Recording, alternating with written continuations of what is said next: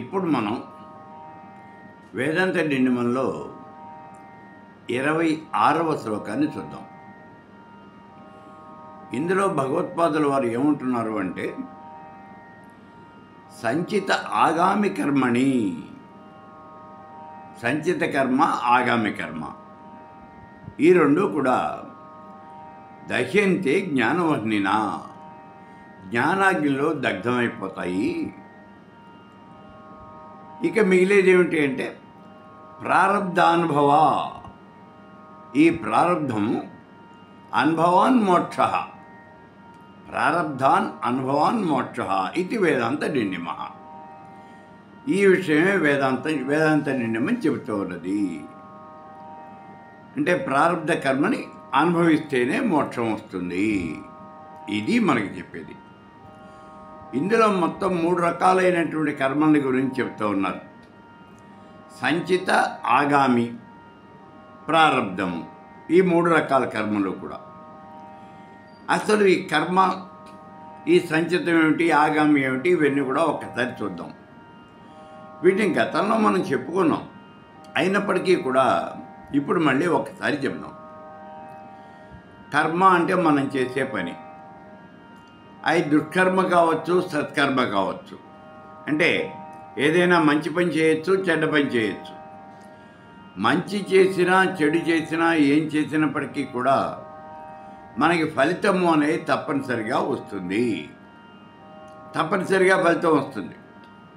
ఇందులో అనుమానం అనేది ఏమీ కూడా లేదు. అయితే ఇక్కడ ఏం చెబుతూ ఉన్నారు అంటే, ఈ మనం చేసినటువంటి ఈ కర్మంతా కూడా ఒకచోట కుప్పగా చేరుతుంది. దాన్నే సంచిత కర్మ అని అంటారు. అంటే గత జన్మలలో చేసినటువంటి కర్మంతా కూడా ఒకచోట ఒక పెద్ద కుప్పగా, రాశిగా చేరుతుంది. అది ఎలా ఉంటుంది, ఎలా వస్తుంది అని అంటే, ఇదిగో మనకి బ్యాంకులో మనం రికరింగ్ డిపాజిట్ ఒకటి ఓపెన్ చేస్తారు చూడండి. ప్రతి నెల కూడా 100 రూపాయలు, 1000 రూపాయలు ఆ అకౌంట్లో కడుతూ ఉంటాం. మనం ప్రతి నెల అందులో కడుతూ ఉంటాం. అది ఒక రికరింగ్ డిపాజిట్. మనం కట్టినటువంటి డబ్బులు మొత్తం అందులో కనిపిస్తూ ఉంటాయి. అలాంటిదే ఈ సంచిత కర్మ అంటే. మనం ఏ జన్మలో చేసినటువంటి కర్మ అయినా సరే వెళ్ళి ఆ సంచితంలో చేరుతుంది. అంటే ఆ డిపాజిట్లో పడుతుంది. ఈ డిపాజిట్లో పడినటువంటి కర్మని మనమే అనుభవించాలి, ఇంకెవరూ అనుభవించాలి. అది మనం ఎప్పుడు అనుభవిస్తాము? ప్రతి జన్మలోనూ అందులో నుంచి కొంత భాగం మనం అనుభవిస్తూ ఉంటాం. ప్రతి జన్మలోనూ కూడా ఆ సంచితంలో నుంచి కొంత భాగం కర్మని మనం అనుభవిస్తూ ఉంటాం. ఇప్పుడు ఈ సంచిత కర్మ ఎలా పోతుంది అని అంటే, జ్ఞానం వల్ల నాశనం అవుతుంది. సంచిత కర్మ అనేది ఎప్పుడూ కూడా అనుభవించడం చేత క్షయం కాదు. మనం ప్రతి జన్మలోనూ అందులో నుంచి కొంత భాగాన్ని అనుభవించేస్తున్నాం కదా. కొన్ని జన్మలు కనుక అనుభవించినట్లయితే ఆ కర్మ క్షయమైపోతుంది కదా అని మనం ఆలోచన చేయకూడదు. ఎందుకని అంటే, ప్రతి జన్మలోనూ అందులో నుంచి కొంత భాగం మాత్రమే తీస్తున్నావు. కానీ నువ్వు ప్రతి జన్మలోనూ చేసినటువంటి కర్మ మళ్ళీ వెళ్ళి అందులో చేరుతోంది. నువ్వు అందులోంచి తీసుకుని అనుభవించేది చాలా తక్కువ. నువ్వు చేసినటువంటి కర్మ, ఈ జన్మలో నువ్వు చేసినటువంటి కర్మ అనేది ఇది ఎక్కువ. ఇది వెళ్ళి మళ్ళీ అందులో చేరుతోంది. కాబట్టి ఏమవుతుంది? ఆ సంచిత కర్మ అనేది ఎప్పుడూ కొండలాగా పెరిగిపోతూ ఉంటుంది, పెద్ద కొండలాగా ఉంటుంది. కాబట్టి ఈ సంచిత కర్మ అనుభవం చేత క్షయం కాదు. ఎంతవరకు? కల్పాంతం వరకు నువ్వు అనుభవించినప్పటికీ కూడా ఈ సంచిత కర్మ అనేది క్షయం కాదు. కల్పాంతం వరకు అనుభవించినా క్షయం కాదు. మరి ఎలాగండి? జ్ఞానాగ్ని, ఇది దహ్యంతే జ్ఞానవహ్నిన, జ్ఞానము అనేటటువంటి అగ్ని చేత ఈ కర్మంతా కూడా దహించబడుతూ ఉంటుంది. ఈ సంచిత కర్మ అనుభవించడం చేత దగ్ధం కాదు, అది క్షయం కాదు. మరి ఏమవుతుంది అంటే జ్ఞానాగ్ని చేత దహించబడుతుంది. జ్ఞానము అనే అగ్నిలో దహించబడుతుంది. అంటే నీకు ఎప్పుడైతే జ్ఞానం వచ్చిందో అప్పుడు ఈ కర్మంతా కూడా క్షయమైపోతుంది. ఆ జ్ఞానము అనే అగ్నిలో ఈ సంచిత కర్మ మొత్తం నాశనం అయిపోతుంది. ఈ రకంగా సంచిత కర్మ అనేది పోతుందయ్యా. ఇక రెండోది ఏమిటి? ఆగామి కర్మ. ఆగామి అంటే ఈ జన్మలో మనం చేసే కర్మ. దీన్ని ఆగామి అని అంటారు. ఈ కర్మ ఏమవుతుంది? వెళ్ళి సంచితంలో కలుస్తుంది. ఈ కర్మంతా మనం ఈ జన్మలో చేసిన కర్మంతా వెళ్ళి సంచితంలో కలుస్తుంది. ఇప్పుడు మనం చేసిన కర్మలో కొంత భాగం ఇప్పుడు అనుభవించేస్తాం, తప్పదు. కొన్ని రకాలైనటువంటి కర్మలు మనం ఈ జన్మలో చేస్తాం, వాటి యొక్క ఫలితాన్ని కూడా ఈ జన్మలోనే అనుభవిస్తాం. మనం ఏమిటి అంటే గతంలో చెప్పుకున్నాం, నిప్పులో చేయబెట్టాము. ఇది నిప్పులో చేయబెడితే చేయి కాలుతుంది. మరి ఎప్పుడు కాలుతుందండి? ఇప్పుడే కాలుతుందా? లేకపోతే ఈ నిప్పులో చేయబెట్టాము అనే కర్మ సంచితంలో చేరి వచ్చే జన్మలో ఎప్పుడు నాకు కాలుతుందా? అలా కాలదు. నిప్పులో చేయబెడితే వెంటనే కాలిపోతుంది. అందుకే వీటిని సజీవ ఫలితాన్ని ఇచ్చేటటువంటి కర్మలు అని అంటారు. కర్మలు అలాగే ఉంటాయి, వెంటనే ఫలితాన్ని ఇచ్చేటటువంటి కర్మలు. ఇవి కొన్ని ఉంటాయి, వాటిని ఇక్కడే అనుభవిస్తాం మనం. ఇక కొన్ని రకాలైనటువంటి కర్మలు ఏమంటే కొంతకాలం పోయిన తర్వాత ఫలితాన్ని ఇస్తాయి. ఏదో మనకి పడనటువంటి పదార్థాలు తిన్నాం, జీర్ణం కానటువంటి పదార్థం ఏదో తిన్నాం మనం. 2-3 రోజులు పోయిన తర్వాత మనకి కడుపులో నొప్పి వస్తుంది, అజీర్ణం అనేది చేస్తుంది. అంటే అటువంటి కర్మ ఫలితాన్ని ఇవ్వటానికి 2-3 రోజులు సమయం పడుతుంది. ఈ కర్మ ఫలితం కూడా ఈ జన్మలోనే అనుభవిస్తాం. అంతేకాదు, ఇప్పుడు నీకు భార్యాభర్త కాపురం చేశారు, వాళ్ళకి పిల్లలు కావాలి. వీళ్ళు కాపురం చేస్తే పిల్లలు ఎప్పుడు పుడతారు?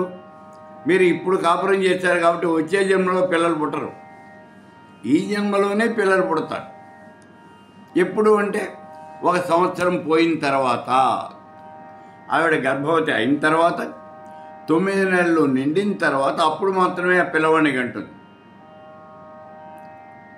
అది కూడా ఫలితం ఈ జన్మలోనే అనుభవిస్తారు. కాబట్టి ఇటువంటి కర్మలు అనేకం ఉన్నాయి.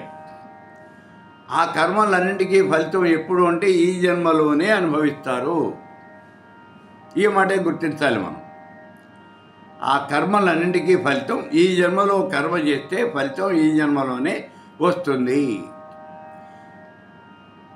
రోడ్డు మీద పోతూ పోతూ నీ స్కూటర్ ఎవరికో గుద్దేశావు, ఫలితం నీకు వచ్చే జన్మలో రాదు, ఈ జన్మలోనే వస్తుంది. వెంటనే పోలీసులు వస్తారు, నిన్ను బయటికెళ్ళి లోపలేస్తారు, కోర్టుకు తీసుకెళ్తారు, నీకు పెనాల్టీ పడిపోతుంది. ఈ జన్మలోనే కట్టాలి నువ్వు. కాబట్టి ఇలాంటివన్నీ కూడా సజీవ ఫలితాన్ని ఇచ్చే కర్మలు ఈ జన్మలోనే ఇస్తాయి. కొన్ని రకాలైనటువంటి కర్మలు మాత్రమే ఈ జన్మలో చేసిన కర్మకి ఫలితం మరు జన్మల్లో వస్తుంది, తర్వాత జన్మల్లో ఎప్పుడో వస్తుంది. అది రావడానికి ఎంత సమయం పడుతుందండి చెప్పలేం. కొన్ని రకాలైనటువంటి కర్మలకి 1-2 జన్మల తర్వాతే ఆ ఫలితాన్ని అనుభవించవచ్చు. కొన్ని రకాలైనటువంటి కర్మలైతే కొన్ని యుగాలు పడుతుంది ఫలితాన్ని అనుభవించడానికి, చాలా కాలం పడుతుంది. ఎప్పుడో కృతయుగంలో పృథ్వీ అనే దంపతులు శ్రీహరిని గురించి ఘోరమైనటువంటి తపస్సు చేశాడు. శ్రీహరి ప్రత్యక్షమయ్యాడు. ఏం కావాలయ్యా అన్నాడు. ఏం కావాలేంటి? నువ్వు మాకు కుమారుడిగా పుట్టాలి అన్నారు. భక్తుల మాట కాదనలేడు. అలాగే అన్నాడు. అయితే ఇప్పుడే కాదు, మరి ఎప్పుడు? ద్వాపర యుగంలో మీరిద్దరూ కూడా దేవకి వసుదేవులుగా జన్మించండి. అప్పుడు నేను శ్రీకృష్ణుడిగా మీ అష్టమ గర్భాన్ని జన్మిస్తాను అని చెప్పాడు ఆ రోజున. అందుకని ద్వాపర యుగంలో కృష్ణావతారం జరిగింది. కాబట్టి వాళ్ళు చేసినటువంటి కృతయుగంలో వాళ్ళు చేసినటువంటి ఆ కర్మకి ఫలితం ద్వాపర యుగంలో వచ్చింది. ఇలా కొన్ని రకాలైనటువంటి కర్మలు వెంటనే ఫలితాన్ని ఇస్తాయి. కొన్ని రకాలైనటువంటి కర్మలు కొన్ని సంవత్సరాల తర్వాత, కొన్ని జన్మల తర్వాత, కొన్ని యుగాల తర్వాత కూడా ఫలితాన్ని ఇవ్వటం అనేది జరుగుతుంది. సరే, ఇది ఇట్లా మొత్తం మీద ఇదింతా కూడా ఆగామి కర్మ, అంటే ఈ జన్మలో చేసినటువంటి కర్మ. ఈ జన్మలో చేసినటువంటి కర్మకి ఫలితం ఈ జన్మలోనే రావాలి అని ఏమీ రూల్ లేదు. అయితే ఇక్కడ ఈ జ్ఞానం వచ్చిన తర్వాత అతను ఏం చేస్తాడు అంటే, ఈ జన్మలో అసలు కర్మ చేయడు, అస్సలు కర్మ చేయడు. ఇప్పుడు ఈ జ్ఞాని యొక్క సంచిత కర్మ జ్ఞానాగ్నిలో దగ్ధమైపోయింది. దక్ష్యంతే జ్ఞానవహ్నిన, జ్ఞానము అనేటటువంటి అగ్నిలో ఇతడు చేసినటువంటి కర్మ కాస్త దగ్ధమైపోయింది, అయిపోయింది. ఇక రెండోది ఏమిటి? సంచిత కర్మ దగ్ధమైపోయిందన్నో, ఆగామి కర్మ ఏమో చెయ్యడు అన్నాం. జ్ఞానం వచ్చింది కాబట్టి కర్మ చేయడు. మరి మిగిలింది ఏమిటి? ప్రారబ్ధము. ఈ ప్రారబ్ధము అనేది ఎలా? ప్రారబ్ధాన్ అనుభవాన్ మోక్ష, ప్రారబ్ధ అనుభవ మోక్ష. ఈ ప్రారబ్ధాన్ని నువ్వు అనుభవించాల్సిందే, అనుభవించకుండా ఏమీ చేయలేవు. ఎంత గొప్పవాడైనా సరే ప్రారబ్ధాన్ని అనుభవించి తీరాలి. మరి ప్రారబ్ధాన్ని అనుభవించటము ఎలా? అసలు ప్రారబ్ధము అంటే ఏమిటి? సంచిత కర్మలో కొంత భాగాన్ని ప్రతి జన్మలోనూ మనం అనుభవిస్తాము అని మనం గతంలో చెప్పుకున్నాం. ఆ సంచిత కర్మలో ఈ జన్మలో అనుభవించేటటువంటి భాగం ఏదైతే ఉన్నదో దాన్నే మనం ప్రారబ్ధము అని అంటాం. చాలా జాగ్రత్తగా చూడండి. సంచిత కర్మని ప్రతి జన్మలోనూ కొంత భాగం అనుభవిస్తూ ఉంటాం.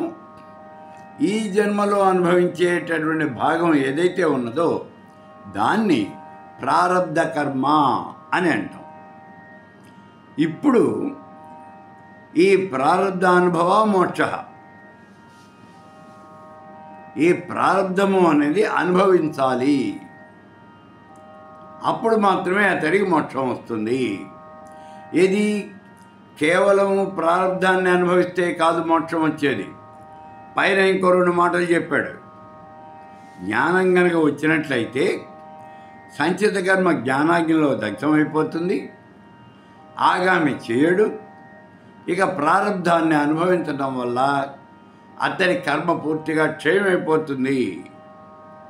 అది ఇక్కడ చెప్తూ ఉన్నది. ఎవరికి మోక్షం వచ్చేది? కేవలం జ్ఞానికి మాత్రమే. అదే విషయం చెప్తున్నాడు ఇక్కడ.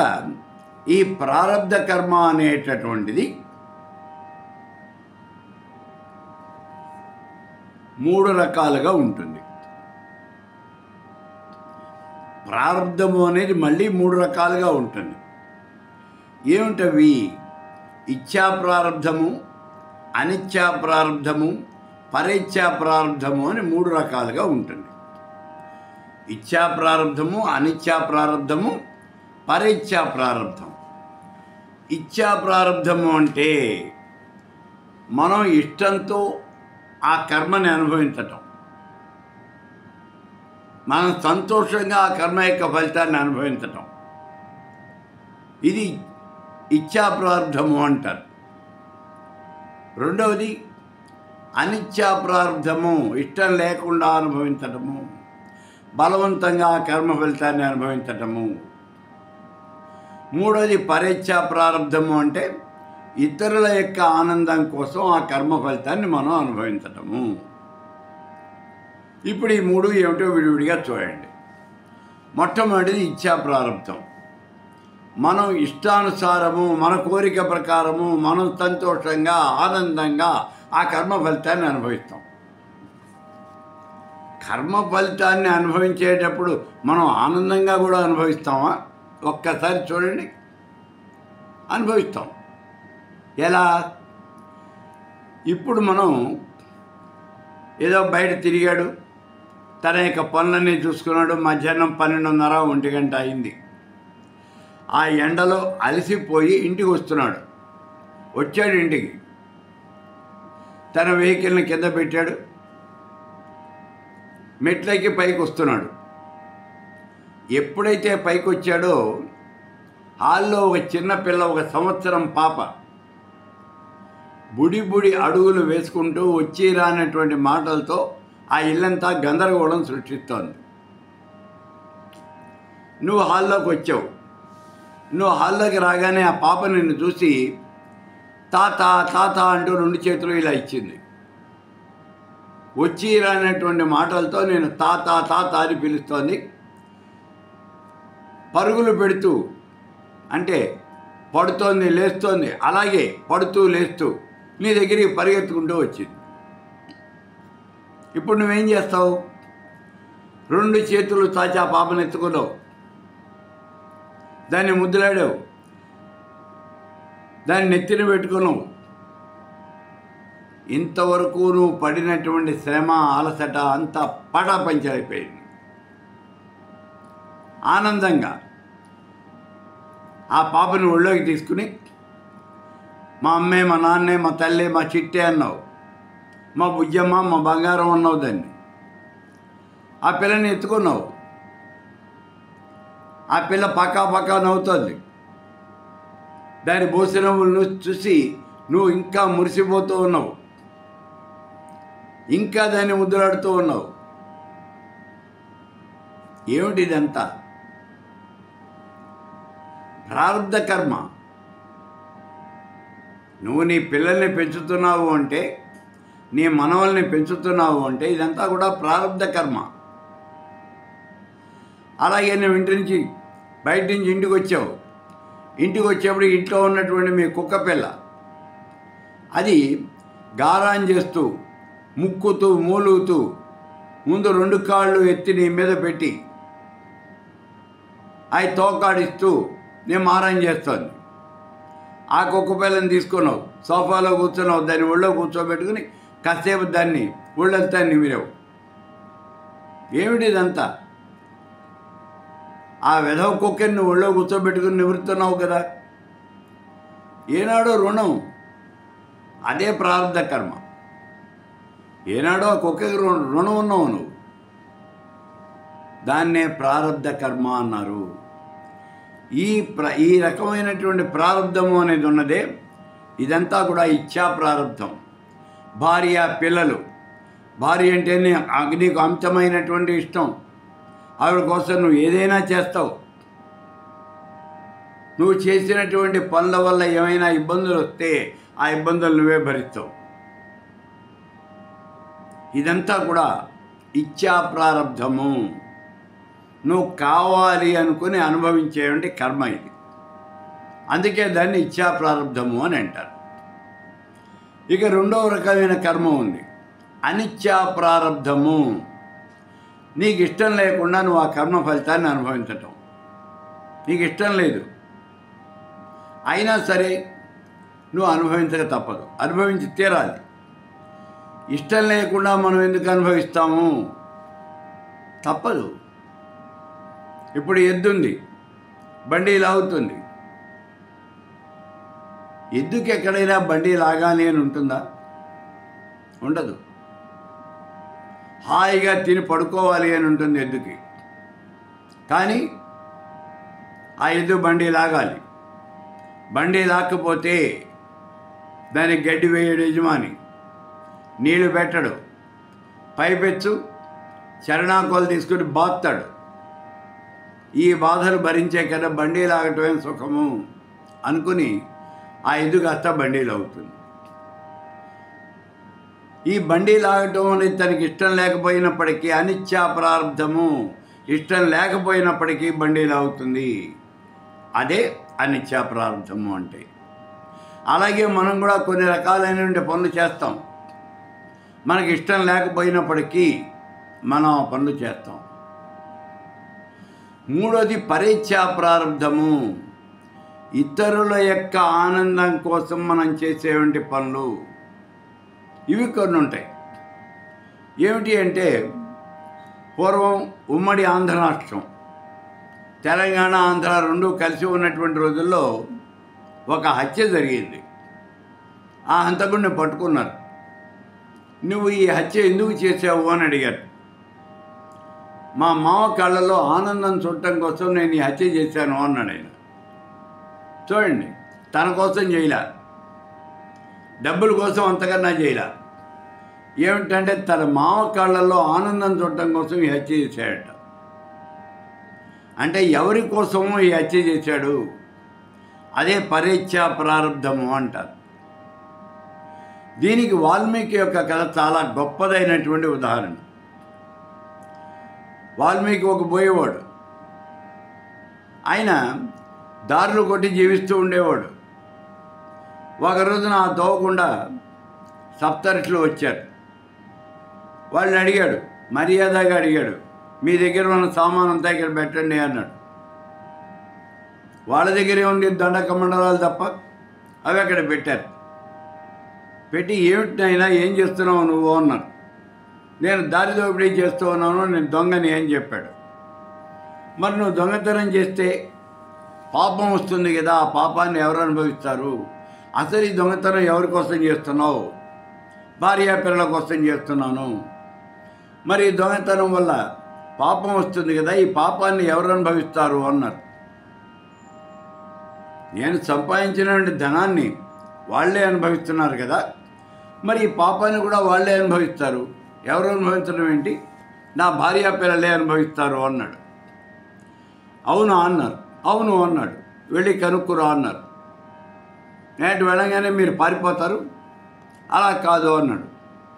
సరే, వాళ్ళు పారిపోము అని హామీ ఇచ్చి, నువ్వు వెళ్ళి నువ్వు చేసే పాపంలో భాగాన్ని నీ భార్య పిల్లలు అనుభవిస్తారేమో అడిగిరా అన్నారు. ఇంటికి వెళ్ళాడు.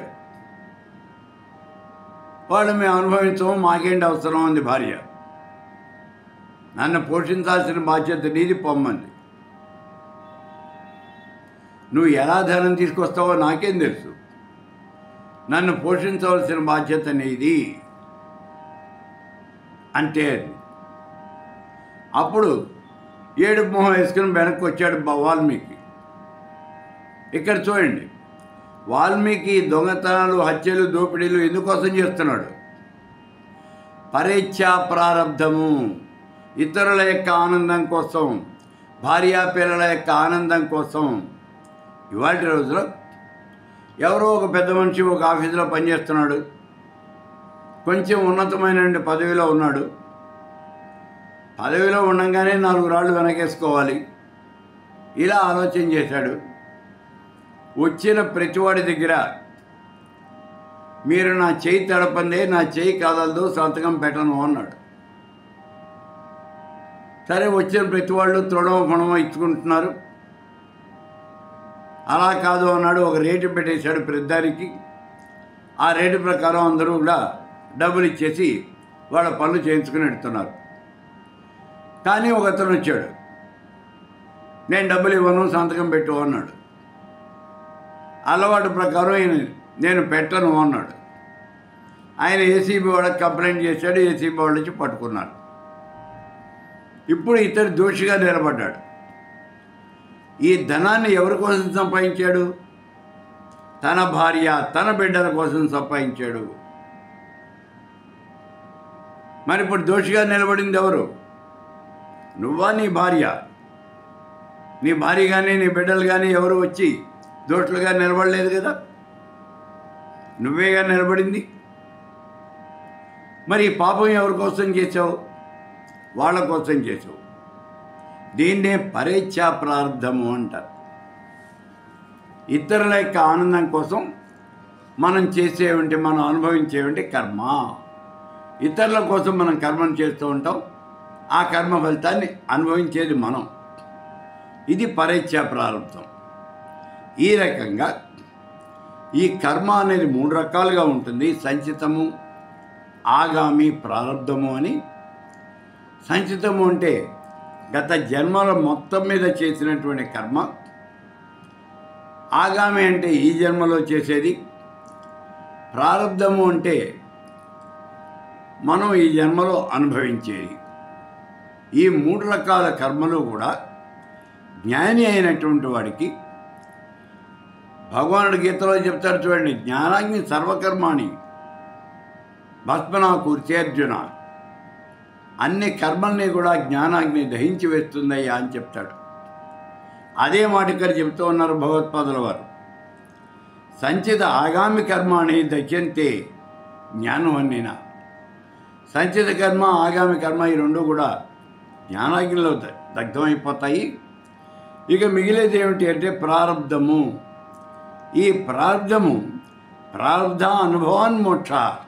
ఆ ప్రారంధాన్ని కనుక మనం అనుభవించేసినట్లయితే సంచిత కర్మ, ఆగామి కర్మ ఈ రెండు క్షయమైపోయినంత మాత్రం చేత నీకు మోక్షం రాదు. ప్రారంధ కర్మ ఉంది ఇక్కడ. ఈ ప్రారంధాన్ని పూర్తిగా నువ్వే అనుభవించాలి. నువ్వు గనక అనుభవించేసినట్లయితే, ప్రారంధం కూడా పూర్తిగా పోయినట్లయితే, ప్రారంధాన్ అనుభవాన్ మోక్ష. ప్రారంధాన్ని గనక అనుభవించేసినట్లయితే కర్మ అనేది పూర్తిగా క్షయమైపోతుంది. అప్పుడు నీకు మోక్షం వస్తుంది. నీకు అంటే జ్ఞానికి మోక్షం వస్తుంది. ఇది వేదాంత డిండిమ. వేదాంత డిండిము 26వ శ్లోకంలో ఈ విషయాన్నే చెబుతూ ఉన్నది.